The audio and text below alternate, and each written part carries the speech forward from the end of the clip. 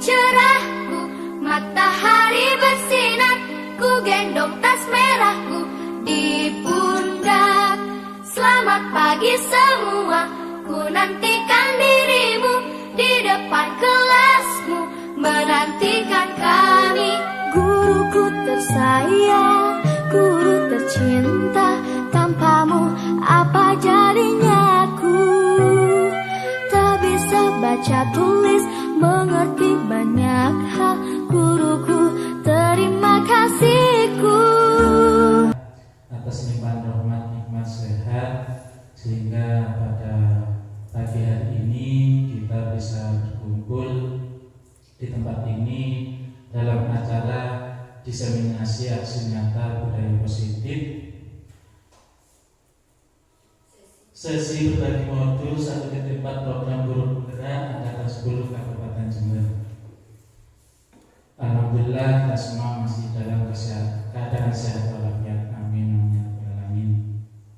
Kedua kalinya selawat dan salam tetap kita haturkan kepada junjungan kita Nabi besar Muhammad SAW yang telah mengangkat kita dari zaman kegelapan, zaman jahiliyah menuju zaman yang terang benderang, yakni iman dan Islam. Bapak Ibu yang saya hormati, untuk acara pada pagi hari ini yang pertama yaitu pembukaan, dilanjutkan acara yang kedua sambutan dari Bapak Kepala Sekolah, dan acara yang ketiga, acara inti yaitu diseminasi aksi nyata budaya positif. Bapak Ibu yang saya hormati, sebelum kita mulai acara pada pagi hari ini, marilah kita buka bersama-sama dengan bacaan basmalah. Mudah-mudahan kegiatan pada pagi hari mulai awal sampai akhir bisa berjalan dengan lancar. Bismillahirrahmanirrahim. Yang kedua kalinya yaitu sambutan dari Bapak Kepala Sekolah, kepada beliau kami persilahkan.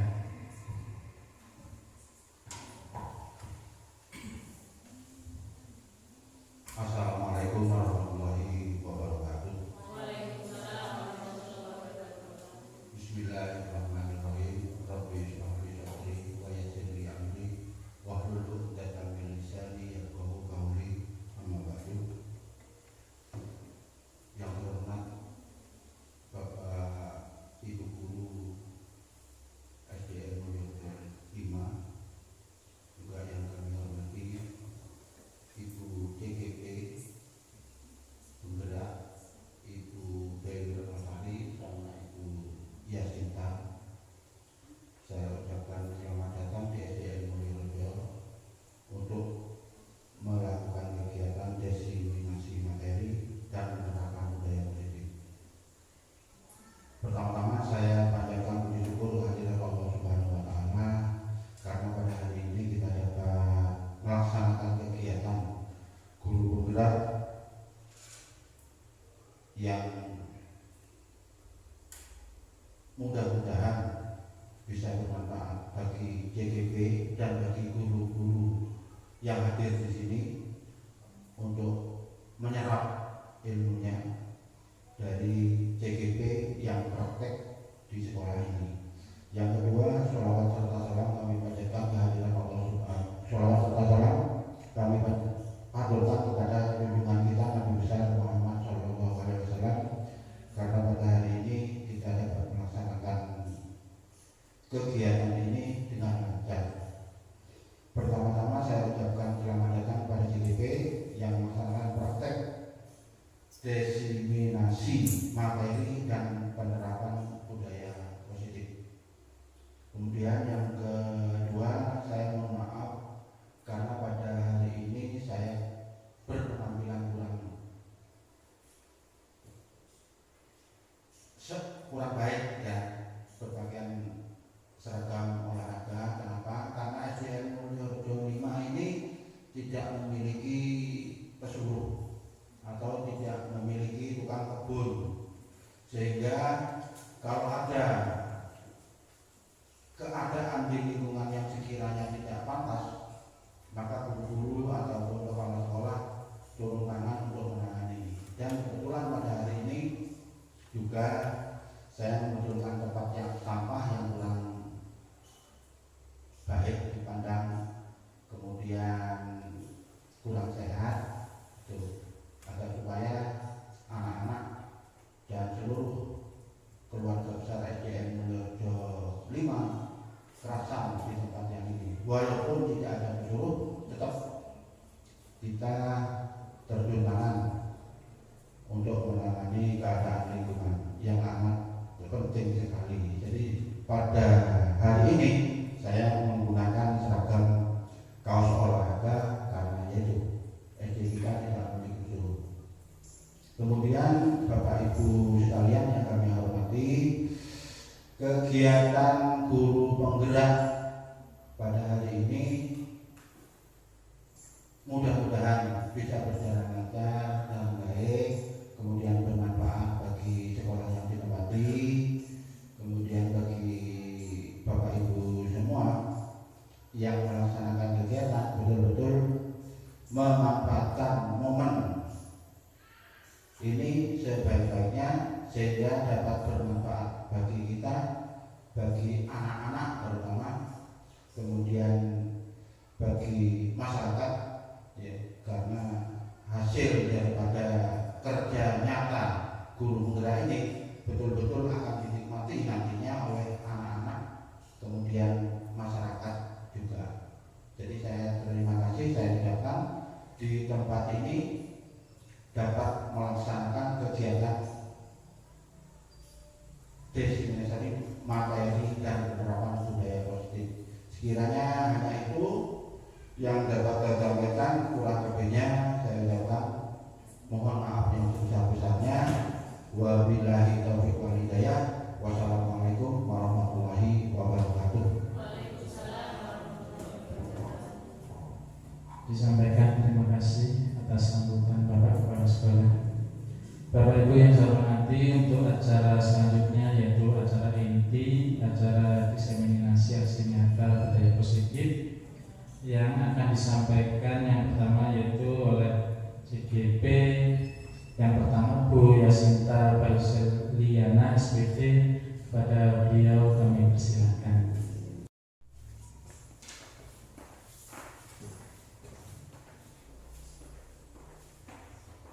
Assalamualaikum warahmatullahi wabarakatuh. Waalaikumsalam warahmatullahi wabarakatuh. Terima kasih atas waktu yang diberikan kepada kami.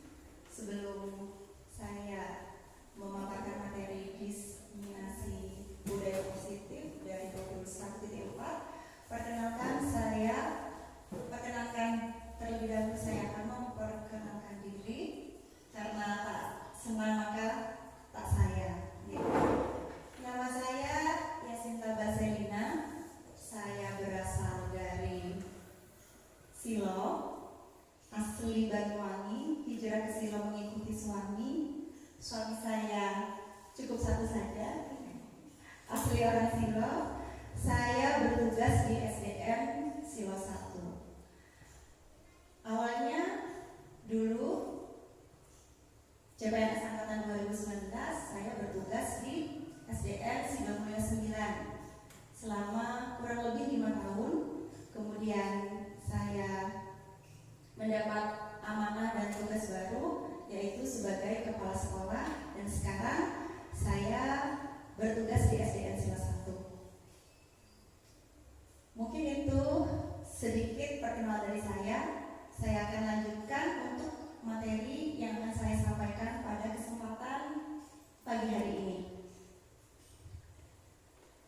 Pada modul 1.4 program guru penggerak, kita akan mempelajari tentang budaya positif.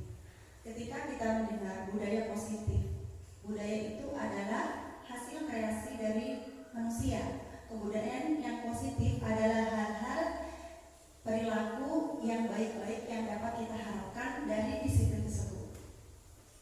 Budaya positif yang diterapkan di sekolah adalah salah satu perwujudan dari misi guru yang mengandung nilai-nilai kebajikan sesuai dengan tujuan pendidikan nasional yang dijabarkan dalam profil pelajar Pancasila.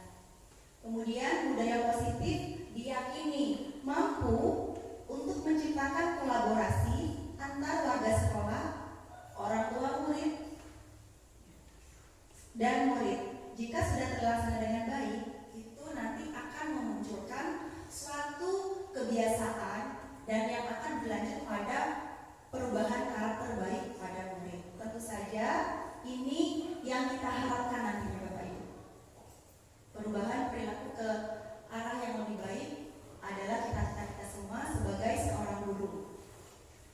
di sini konsep dasar budaya positif ada 7. Yang pertama, perubahan paradigma belajar. Disiplin positif, ada kebutuhan dasar manusia, motivasi perilaku manusia, posisi kontrol kita sebagai guru, keyakinan kelas, dan yang terakhir adalah segitiga restitusi.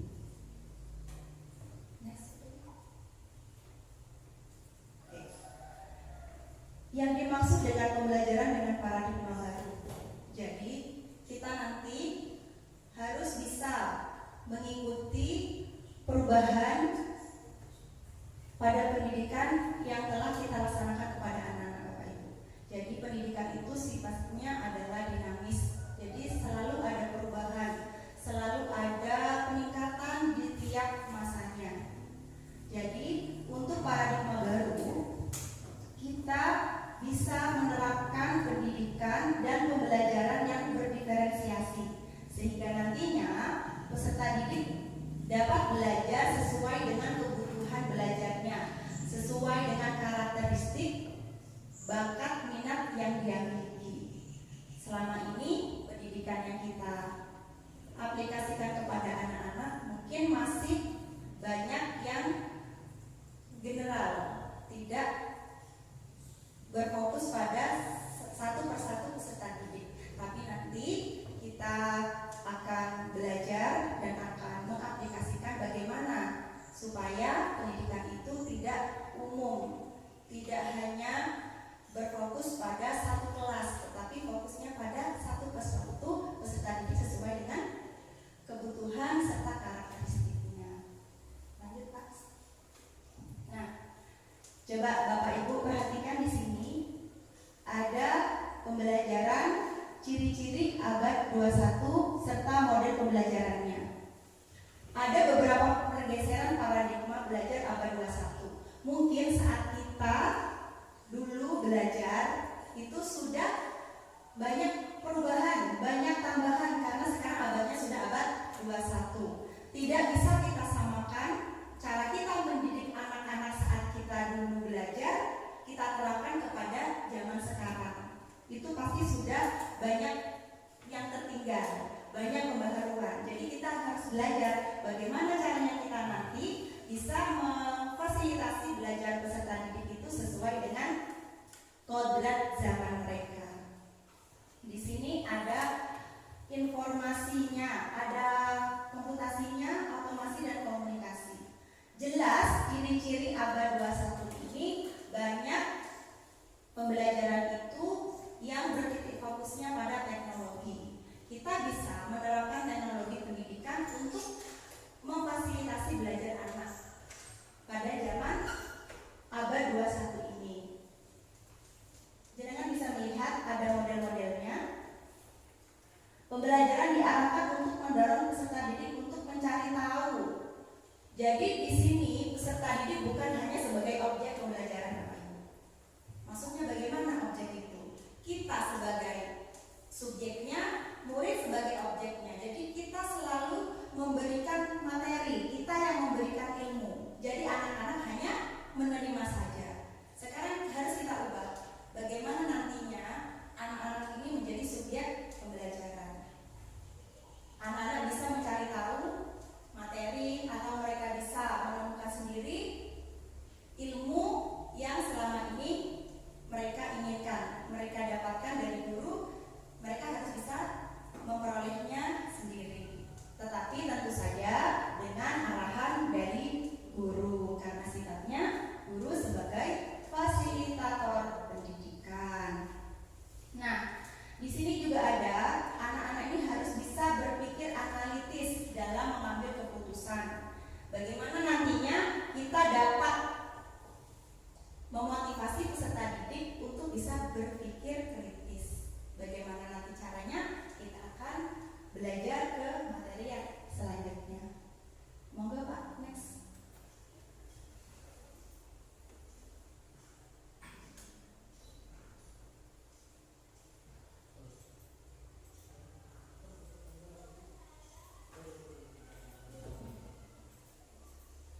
Nah, baiklah Bapak Ibu, di sini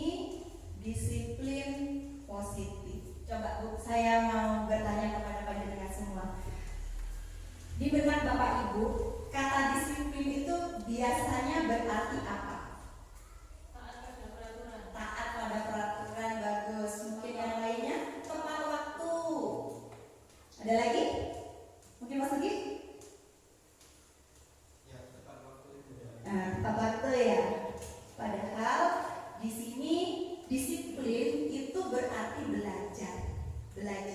Belajar bagaimana dia dapat memperbaiki dirinya dan memiliki tanggung jawab atas apa yang diperbuatnya.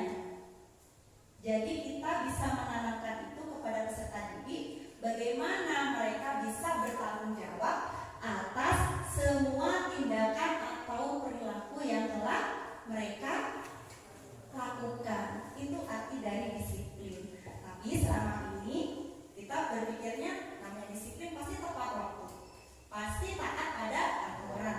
Tidak hanya Bapak Ibu, saya juga sebelumnya berpikir seperti itu. Setelah kami membaca modul dan beberapa materi yang ada pada program Guru Gerak, jadi kita sudah semakin tambah ilmunya, semakin mengerti bahwa disiplin itu sebenarnya adalah proses belajar. Belajar itu adalah sesuatu proses yang bermula dari tidak tahu menjadi tahu, tidak bisa menjadi bisa. Dan itu adalah tugas kita semuanya, membimbing itu bagaimana nanti murid kita bisa belajar dengan baik. Baik, kenapa?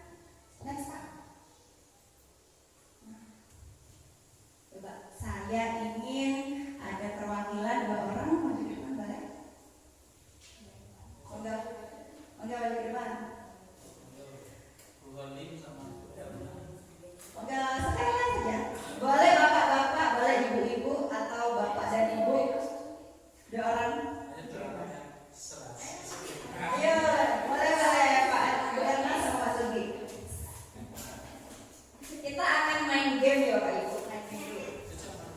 Kita main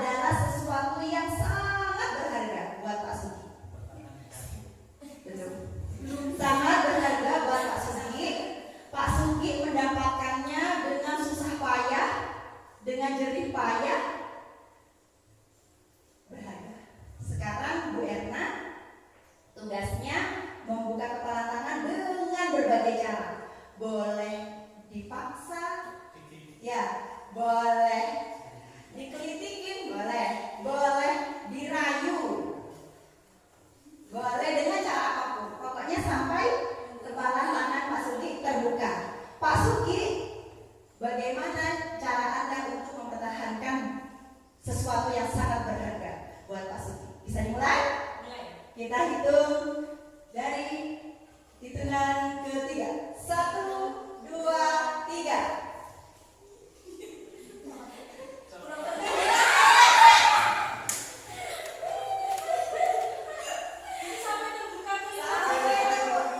Pak Sugi, bagaimana caranya Pak Sugi untuk mempertahankan? Boleh sambil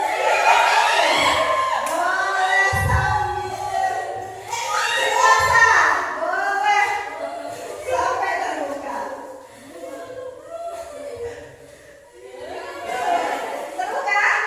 Terbuka, baik. Coba.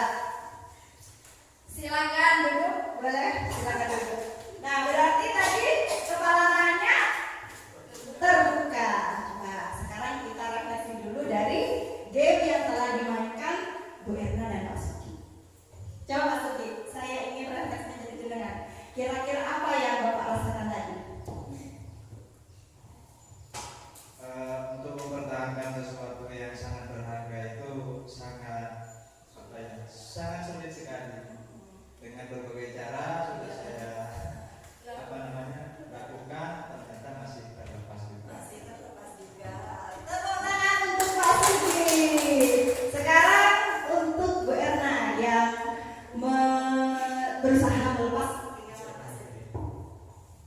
Saya akan melakukan berbagai cara untuk mendapatkan apa yang saya inginkan.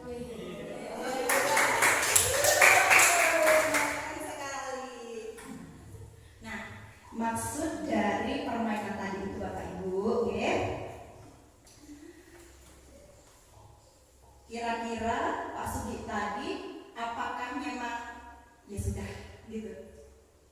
Yang membuka akhirnya ya betul. Nah, Pak Sugi seperti itu. Berarti Bapak Ibu, ini bisa kita kaitkan dengan siswa kita. Oke. Siapa yang dapat membuka tangan itu kan sebenarnya Pak Sugi. Sebenarnya Pak Sugi masih tetap bersikeras, dia nggak akan buka tangannya loh. Berarti masih ada perasaan dari dalam diri Pak Sugi untuk melepas ini kan tadi? Iya betul. Berarti siapa yang dapat mengontrol diri kita? Diri sendiri. Sebenarnya Pak Sugi bisa nih nggak melepaskan ini, tapi karena iya dah sudahlah tidak apa-apa, akhirnya dia lepaskan dengan dorongan dari Bu Erna. Sama dengan murid kami. Untuk menerapkan disiplin positif itu kita tidak dapat memaksa, kita nggak dapat memerintah, apalagi marah-marah memaksa siswa untuk selalu berdisiplin positif. Tapi kita bagaimana merangsang siswa, memberikan motivasi-motivasi supaya keinginan siswa sendirilah yang nantinya dapat melaksanakan disiplin tersebut. Sama dengan kepala tangan Pak Sugi tadi, dia tidak akan mau melepasnya kalau tidak dalam diri sendiri. Sama dengan siswa. Nanti kita belajar gimana caranya menumbuhkan motivasi intrinsik supaya semua perilaku siswa itu berawal dari diri sendiri, tidak dari paksaan orang lain. Kalau kita memaksa, boleh 1-2 hari mereka akan berubah, tapi kalau tidak dari diri sendiri, besoknya akan kembali lagi melakukan hal yang sama. Tetapi kalau dari dalam diri sendiri, pasti dia akan melakukannya dengan senang hati. Pasti akan dilakukan terus-menerus. Itu gitu Bapak Ibu makna dari permainan yang tadi. Terima kasih buat Pak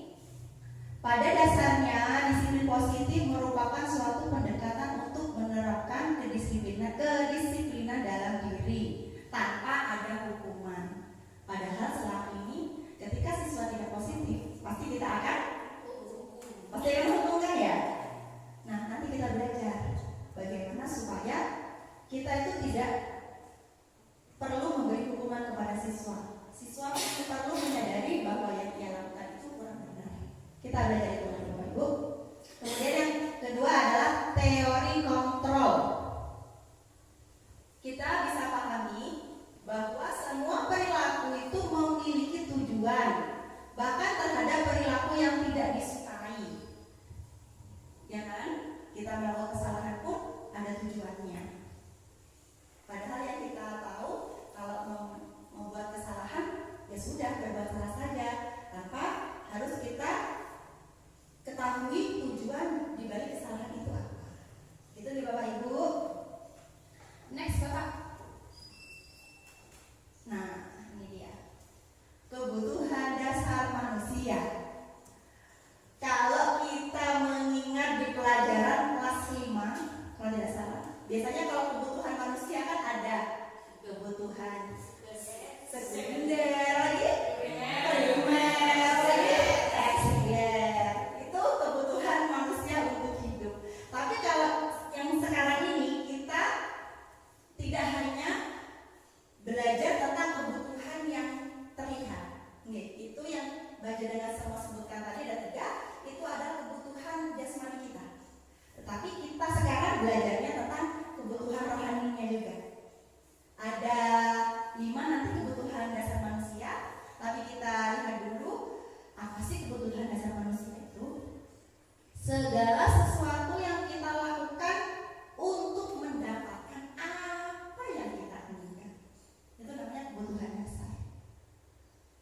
Boleh jadi kebutuhan dasar itu tidak hanya diperoleh dengan jalan yang baik. Kalau tidak terpenuhi dengan jalan yang baik, maka manusia juga akan mencapainya dengan jalan yang tidak baik. Itu adalah kebutuhan dasar. Monggo Bapak, next. Nah, ini dia. Kebutuhan dasar manusia ada 5. Yang pertama adalah bertahan hidup. Manusia itu harus bertahan apapun yang terjadi, apapun resikonya. Yang pertama bertahan hidup. Ini adalah kebutuhan jasmani kita. Bisa bersuka, makanan, tempat tinggal, kesehatan dan lain-lain. Nah, ini dia. Mungkin ini nanti yang akan banyak Bapak Ibu temukan di kelas. Kasih sayang dan rasa diterima. Ini banyak Bapak Ibu. Jenengan lihat di kelas-kelas jenengan semuanya. Rasa diterima, dipedulikan, berbagi, kerjasama, menjadi bagian dalam kelompok. Ketika 5 kebutuhan ini enggak dipenuhi, maka anak-anak itu akan berperilaku yang tidak baik untuk memenuhi kebutuhannya. Coba saya mau tanya ke Bapak Ibu semuanya. Apakah ada di kelas panjenengan yang peserta didiknya broken home? Ada. Bercerai, ibunya mungkin yang meninggalkan rumah atau bapaknya, itu pasti ada ya. Jenengan lihat semua. Bandingkan dengan siswa atau siswi yang keluarganya utuh. Ada ayah juga ada ibu. Itu pasti akan berbeda jauh. Karena apa? Kasih sayang ini yang mereka kurang atau yang belum terpenuhi dengan baik. Jadi biasanya anak-anak yang seperti itu mungkin akan melakukan hal-hal yang kurang benar supaya kebutuhan kasih sayangnya terpenuhi, baik itu kepada guru ataupun kepada teman-temannya. Kemudian yang ketiga adalah penguasaan, harga diri. Harga diri, keinginan untuk dianggap bisa memimpin. Itu juga. Yang keempat, kebebasan. Nah, ini juga kadang siswa-siswi kita agak untuk kebebasan ini agak tricky untuk kita Bapak Ibu. Bagaimana caranya anak-anak ini bebas memilih, bebas berpendapat, dan bebas untuk mencoba hal-hal yang baru. Yang terakhir adalah kesenangan. Nah, ini juga kesenangan ini pasti Bapak Ibu semuanya sudah melihat di kelas ya. Bermain, biasanya kan ada ya anak-anak ketika guru jelas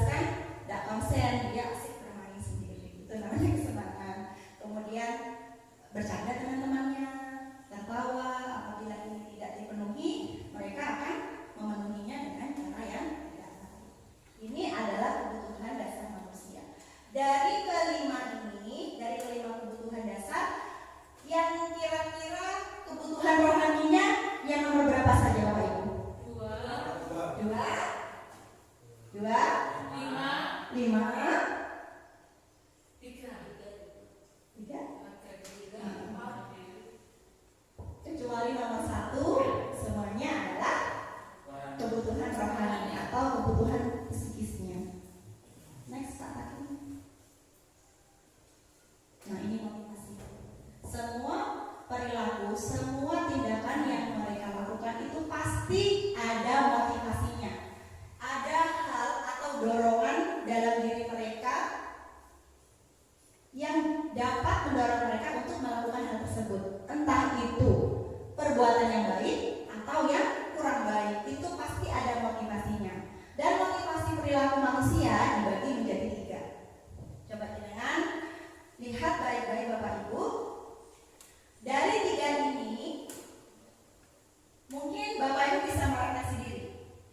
Kira-kira saya yang mana? Melakukan hal apapun.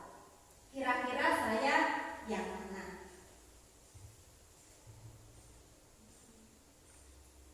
Apa menghindari ketidaknyamanan dan hukuman? Semisal saya mengerjakan PR biar tidak dihukum sama guru, biar nggak dihukum sama Pak Guru, nggak disuruh membersihkan WC, atau untuk Bapak Ibu guru, saya akan mengerjakan kinerja supaya tidak dimarahi Bapak Kepala Sekolah. Saya akan mengerjakan PMM supaya Bapak Kepala Sekolah saya nggak marah sama saya, nggak memberikan sesuatu yang tidak menyenangkan. Itu motivasi yang nomor 1. Berarti dia melakukan tindakan atau sesuatu itu hanya menghindari ketidaknyamanan. Malah nyaman lah, biar saya nyaman saja. Jadi yang nomor 1. Kemudian naik tingkat lagi Bapak Ibu, yang nomor 2, biar dapat imbalan. Ini contohnya nih ya. Contohnya kalau buat guru, saya mau ikut PPG biar dapat sertifikasi.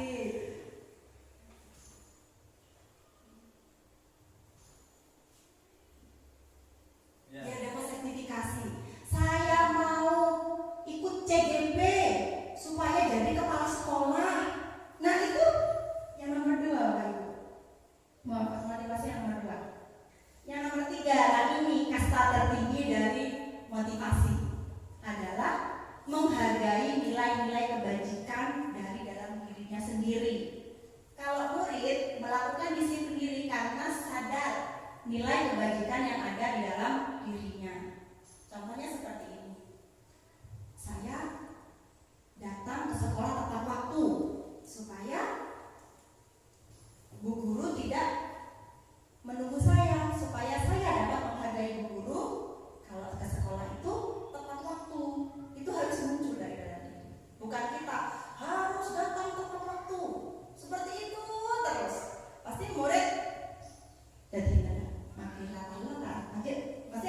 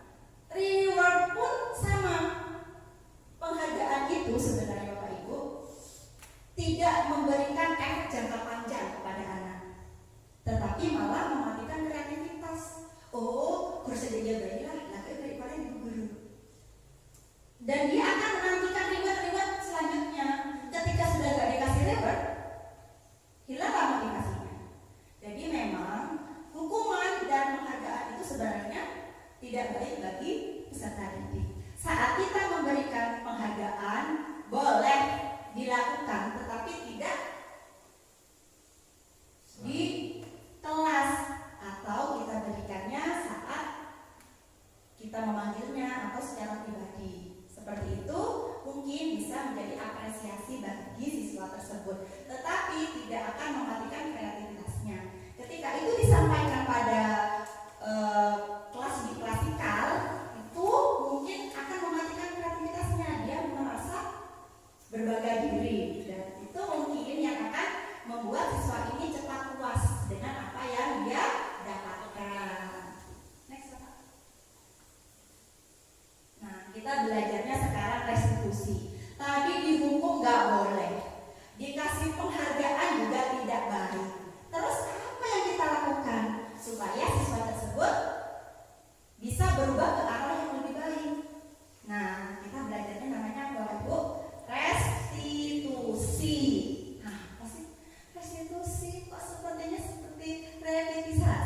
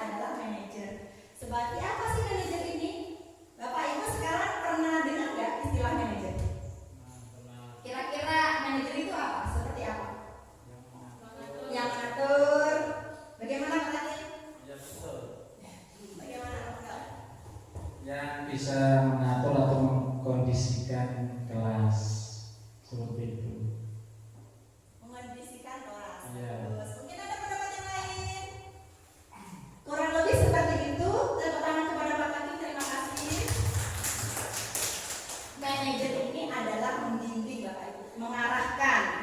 Kita seperti manajer penyanyi dah. Kan kita tahu kan nih sama artis kita. Ada tawaran tuh di sana. Mau nggak? Kan biasanya gitu. Sama kayak guru juga seperti itu di kelas. Apalagi dengan siswa yang bermasalah atau melakukan pelanggaran tadi. Bagaimana?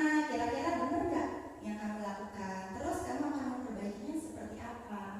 Mereka akan jawab sendiri. Seperti itu Bapak Ibu. Secara singkat, jenengan sekarang bisa lihat di layar seperti itu kata-kata posisi kontrol guru.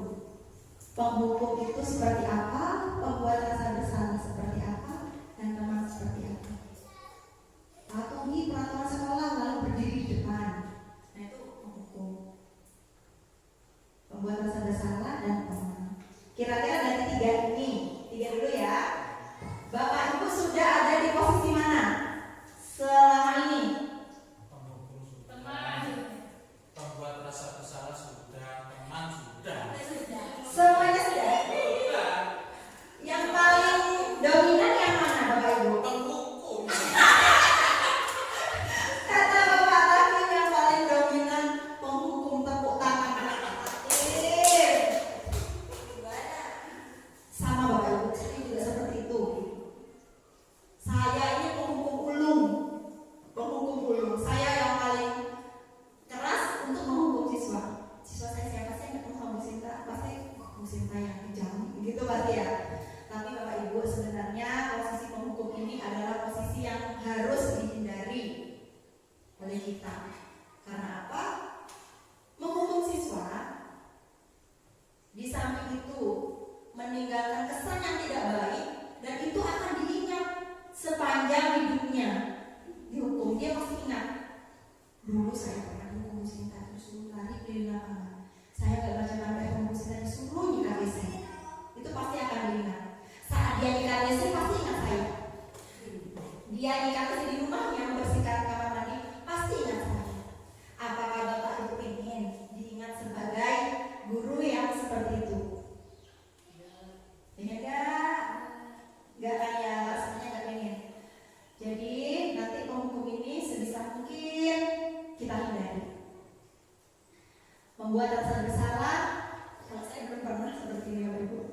Membuat rasa bersalah, tapi lebih sering menghukum karena ya menurut saya penghukum lebih efektif dulu sebelum saya ikut program guru penggerak, bahwa penghukum itu sudah tidak efektif lagi diterapkan kepada anak. Menjadi teman, ayolah yang tertib, guru bangga sama kamu.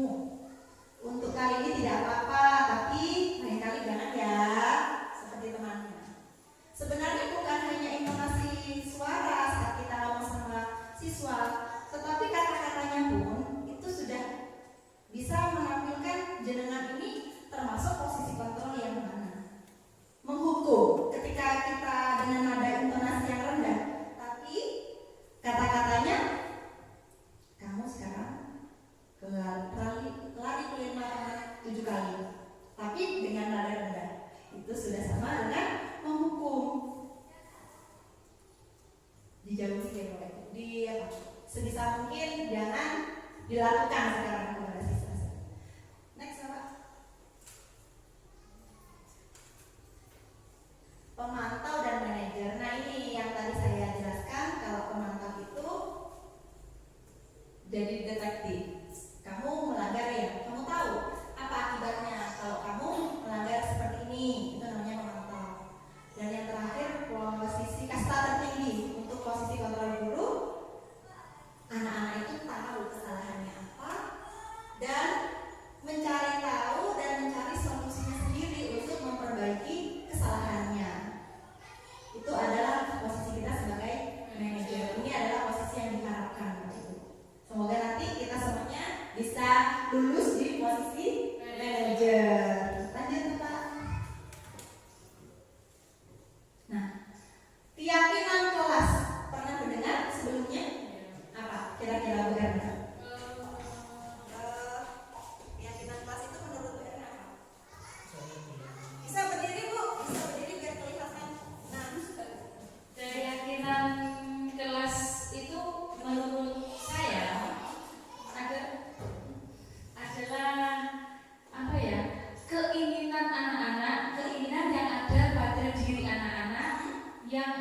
mereka tuangkan dalam sebuah keinginan. Misalnya mereka, aku ingin setiap hari itu menghapus papan tulis. Keinginan anak-anak yang kita sepakati bersama. Terima kasih teman-teman untuk Mbak Erna, bagus sekali.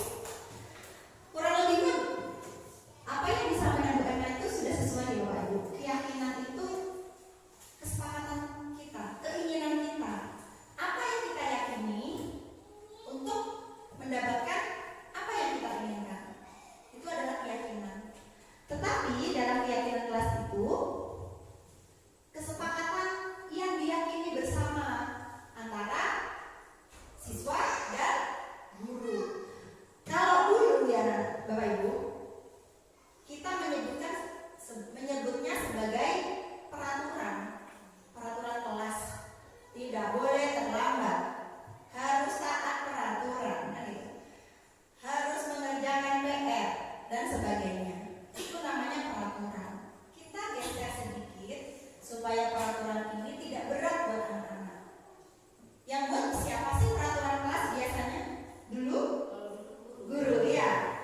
Dulu guru, tetapi sekarang kita tawarkan kepada anak-anak. Karena kita tadi sudah menjadi manajer ya. Manajer, kita tawarkan kepada siswa kita apa keinginannya. Ingin apa sih di kelas supaya tertib, harus bagaimana? Itu kita tawarkan kepada mereka.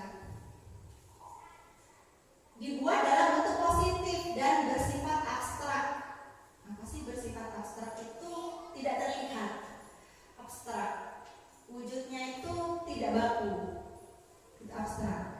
Kemudian keyakinan kelas hendaknya tidak terlalu banyak sehingga mudah diingat dan dipahami. Semua warga kelas ikut berkontribusi dan membuat keyakinan kelas lewat kegiatan mengutarakan pendapat. Jadi contohnya begini Bapak Ibu. Anak-anak, sekarang kita akan membuat keyakinan kelas. Sekarang guru pengen anak-anak menuliskan di kertas ini, tuliskan kira-kira keinginanmu di kelas itu apa. Sebar sudah berapa sebar siswanya? Pasti jawabannya berbeda-beda, bermacam-macam, beragam. Nah itu nanti kita tampung, kita tulis keinginannya anak itu apa. Nah setelah ditulis, nanti kita akan tahu kira-kira kebajikan yang mana yang ingin anak Bapak Ibu tadi dapatkan dari yang mereka tulis tadi. Contohnya seperti ini. Pengennya tepat waktu. Tulis tepat waktu itu berarti apa? Kebajikan universalnya. Semacam seperti ini, tepat waktu. Berarti dia menghargai waktu, menghargai orang lain. Jadi di atas tulis menghargai. Macam-macam sudah menghargai. Ada yang menghargai waktu, menghargai orang lain. Kadang anak-anak nulisnya seperti ini, tidak boleh berantem. Pengen kelas yang menyenangkan. Kayaknya tidak asli, dituangkan, tidak sesuai dengan keyakinan kelas. Sekarang giliran anak nanti menerapkan restitusi untuk Bu Filia. Tepuk tangan untuk Bapak Guru.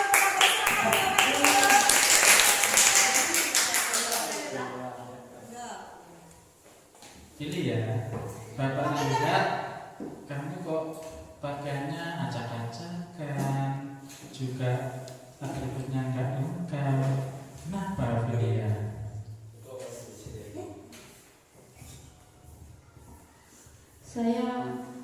Baju saya lupa tidak disetrika Pak.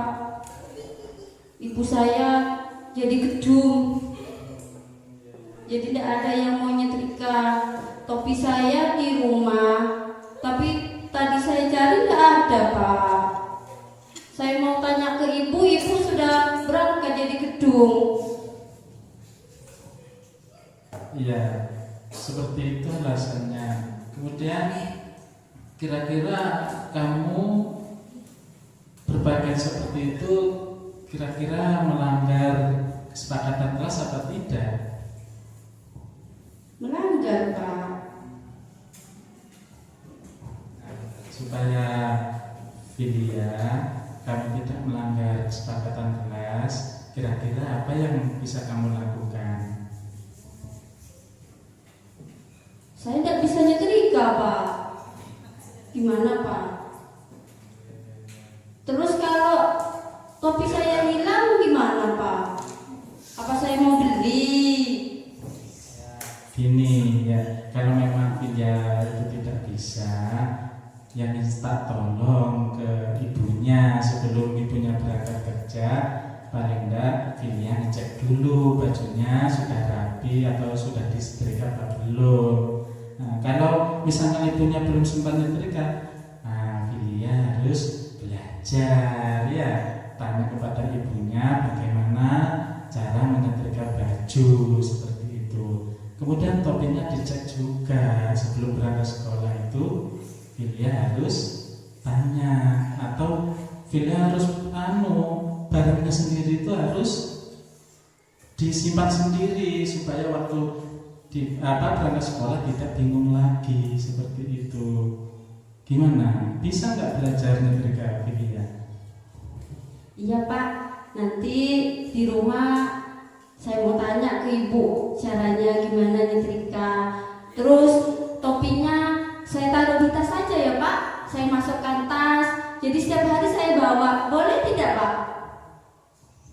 Pinter sekali kalau seperti itu kamu. Kamu memang siswa yang luar biasa, Filia. Terima kasih.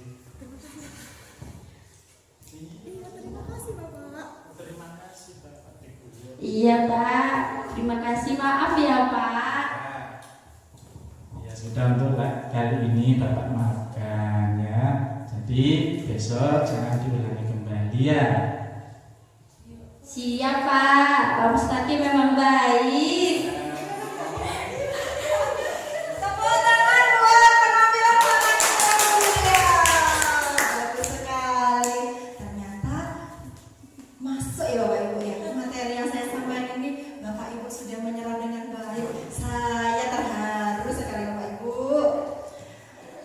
Kemudian kira-kira ada lagi nggak yang mau praktek? Mungkin selain Pak Takim dengan Bu Filia bisa Pak Sugi, monggo dengan Bu Dinda atau Bu Li? Monggo. Nanti bisa dipraktekkan ke dalam kelas. Ayo Bu Dinda maju ke depan dengan Taufik. Taufik. Taufik.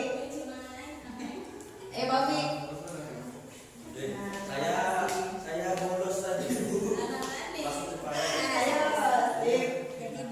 Siapa yang mau jadi gurunya? Siapa yang mau jadi muridnya?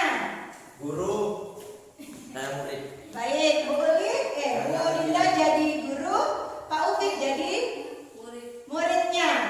Kasusnya adalah Pak Ufik bolos sekolah, ya, tidak izin. Moga bisa dimulai?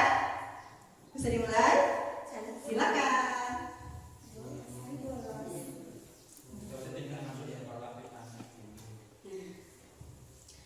Kamu kemarin kemana kok gak masuk sekolah?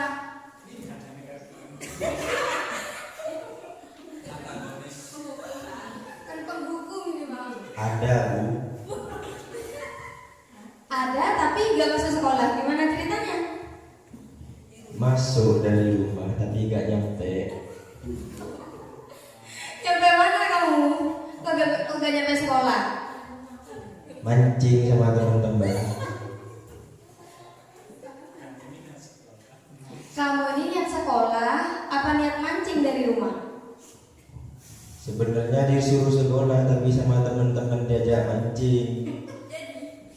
Jadinya mau mancing sebentar, mau masuk sekolah. Jadi telat jam pertama, jam kedua masuk. Oh, tapi perasaan kemarin jam kedua kamu masih belum nyampe sekolah. Itu masih kemana? Main kelereng. Main kelereng di mana? Di rumah temen, kan bapaknya kerja, jadinya kosong, jadi tempat main. Setelah itu gak balik ke sekolah karena sudah telat di jam kedua. Sebenarnya masuk Bu jam ketiga, si gigirin itu. Kapan bu guru yang marah? Kapan? Kemarin dimarahin sama Bu Erna. Oh sama Bu Erna. Ketemu sama Bu Erna kemarin. Iya. Ya sudah, jangan diulangi lagi seperti itu ya. Apalagi dari rumah berangkatnya niat sekolah tapi ternyata mancing, tapi ternyata main kelereng. Ya tidak boleh diulangi lagi. Gak bisa ngulangi Bu, pancingnya dipotong sama ayah, kelerengnya dibuang, jadinya gak kapok, gak ngulangi lagi. Oh iya bagus kalau seperti itu. Jadi kan tidak bisa mancing lagi, tidak bisa main kelereng lagi ya. Dan saya sangat menyesal Bu karena bolos, tidak mengikuti pelajaran, jadi ketinggalan. Oh iya bagus, pinter. Apa setelah itu yang ingin kamu lakukan untuk memperbaiki kesalahan kamu ini? Saya menjauhi teman-teman saya yang ngajak mancing dan main kelereng itu Bu. Jadinya saya berteman dengan teman-teman yang masuk sekolah saja. Oh iya, terus apalagi yang ingin kamu perbaiki ke Bu Guru? Minta maaf.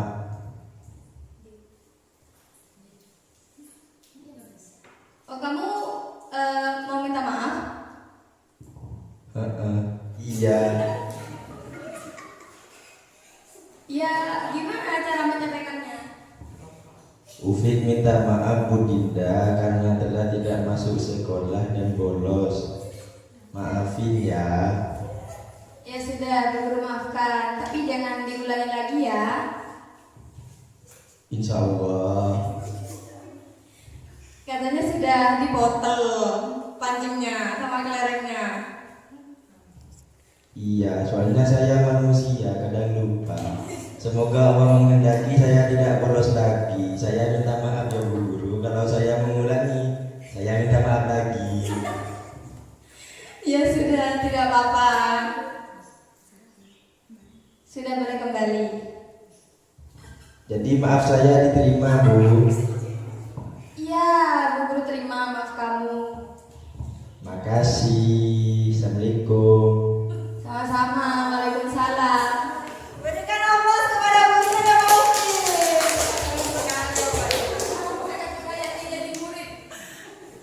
Nah, seperti ini yang saya harapkan nanti Bapak Ibu bisa terapkan, tidak hanya simulasi ya Bapak Ibu. Tadi penampilan dari Pak Hakim dan Bu Lia sudah keren sekali. Ini ditambah lagi dengan Bu Dinda dan Pak Ufik.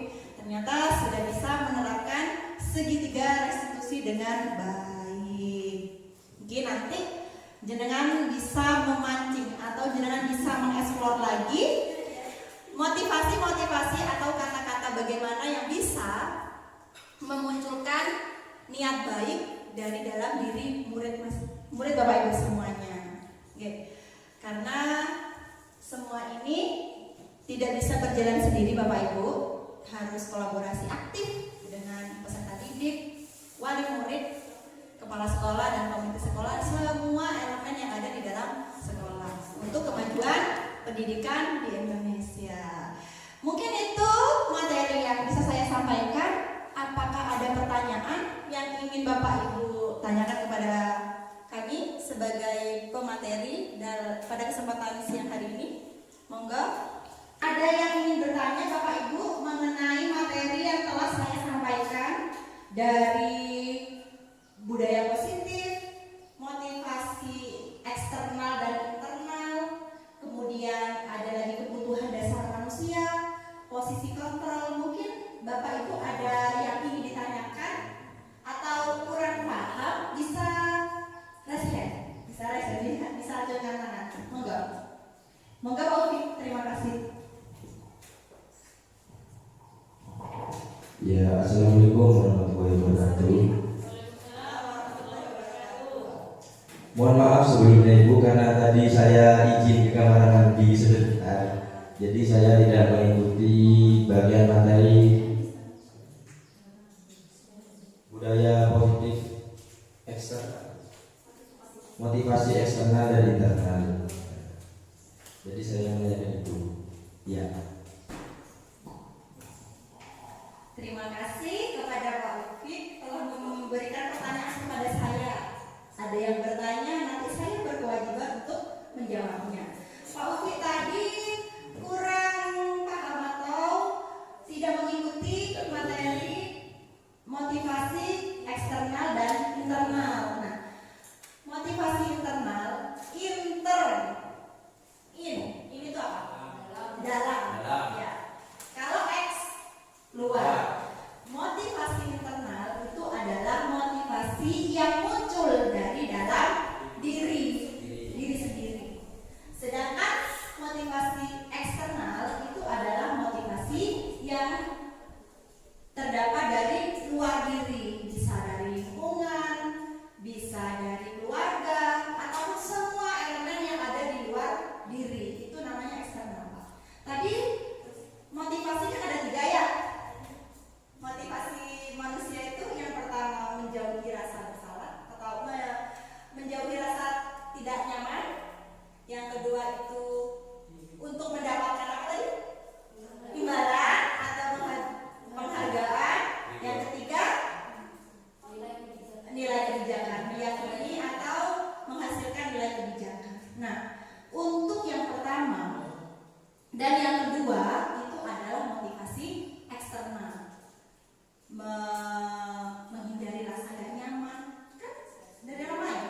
Saya gak nyaman nih dengan Pak Kepala Sekolah ketika saya gak mengerjakan PMM, gak nyaman saya, gak nyaman ketika ada kodiknya gak valid, nanti TPP-nya gak cair, kan gak nyaman nih. Jadi kita ngerjakan sesuai dengan budgetnya, sesuai dengan jangka waktu yang ditentukan.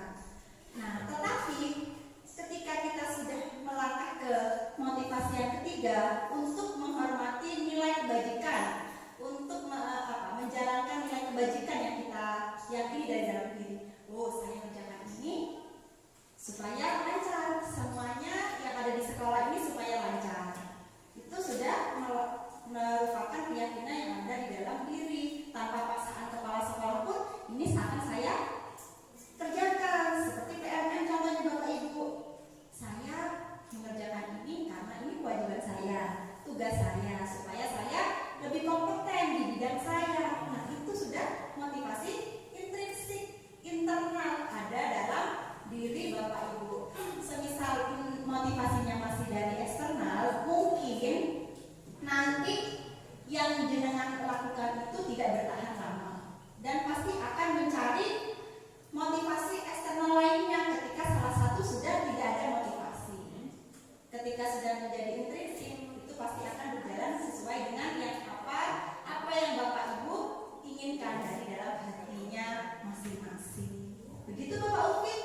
Mungkin sudah tercerahkan dengan jawaban saya tadi. Sangat cerah. Oh, terima kasih. Mungkin ada yang lainnya Pak Ibu? Kalau semisal sudah tidak ada lagi yang mau bertanya, berarti nanti kira-kira Bapak Ibu bersediakah menerapkan atau mengamalkan materi yang telah saya sampaikan tadi kepada peserta didik Bapak Ibu yang ada di kelas? Bersediakah? Bersedia. Alhamdulillah. Semoga nanti apa yang kita harapkan, apa yang kita cita-citakan lebih baik untuk peserta didik, untuk memajukan pendidikan, bisa dinilai sebagai amal ibadah Bapak Ibu, sebagai ibu yang bermanfaat. Mungkin itu yang bisa saya sampaikan pada kesempatan siang hari ini. Terima kasih atas perhatiannya. Mohon maaf apabila ada kesalahan, baik itu yang disengaja maupun tidak. Saya akhiri. Wassalamualaikum warahmatullahi wabarakatuh. Assalamualaikum warahmatullahi wabarakatuh. Saya Bapak Mustaqim, peserta diseminasi aksi nyata disiplin positif yang dilakukan oleh Bu Sinta Yasinta. Sangat luar biasa sekali apa yang disampaikan, sangat bermanfaat bagi kami, utamanya guru-guru SDN Morojo 5. Mudah-mudahan bisa bermanfaat ke depannya. Terima kasih. Wassalamualaikum warahmatullahi wabarakatuh.